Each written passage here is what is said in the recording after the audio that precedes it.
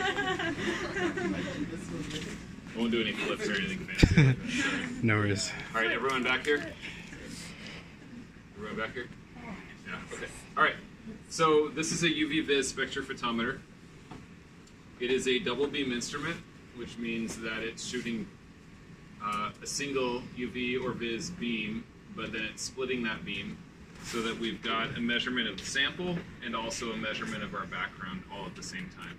So on the AA, we had to run our blank nitric acid through, and then we zeroed it, and then we ran our samples all based on that zero, and then we go back and re-zero periodically, right? On this one, we've always got our background measurement going through. The one drawback to that is that you need two different cuvettes, and so if there's some kind of defect on the cuvette, you have some kind of scattering maybe, or some absorbance if we're using a plastic cuvette, then we're not using equivalent sample holders. So that's the only downside to running with a blank all the time. Okay. What would our background be in this case? Water, yeah. In the other experiment, our background was nitric acid in water, right? So this one's just water. So we'll have water in the back here.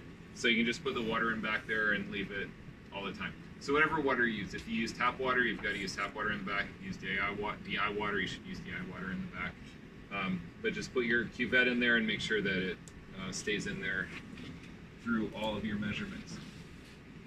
So this is a quartz cuvette that apparently nobody wants.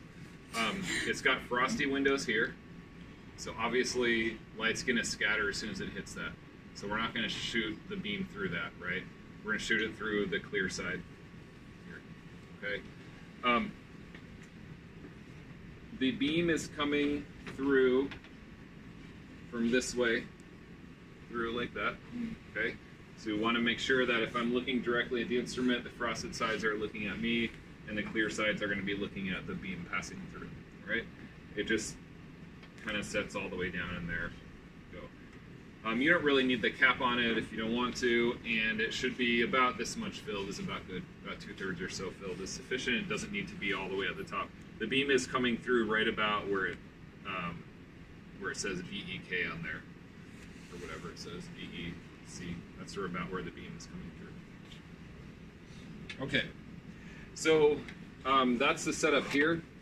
All you're doing today is running the one low concentration sample to get your lambda max from that. We'll talk about the lambda max later, but that's all you're running today. Next time when you run it, then you'll just kind of swap out. You want to use the same cuvette, rinse it out, prime it with a little bit of what you're going to measure next, and then set it in here for your measurement. The measurements are all computer controlled, and so these instructions walk you through exactly how to do it step by step. Let me see if there's anything.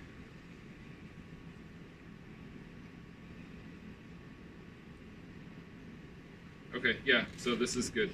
When you run your calibration curve next week or future weeks, then you'll just obviously take multiple measurements of it and then record all that data. But today, this pretty well specs out what you need to do.